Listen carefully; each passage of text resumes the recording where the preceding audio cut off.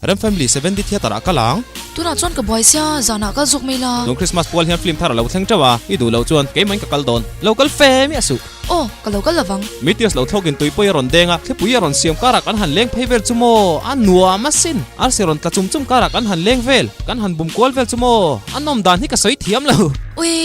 ka chang vele de si film thar dang le chu leng noi thanin chunga lu underground ania oi local vela chuan ni hlaulu tukin min kwa bet tlat don sia ke in kan tlan san vel chenga ui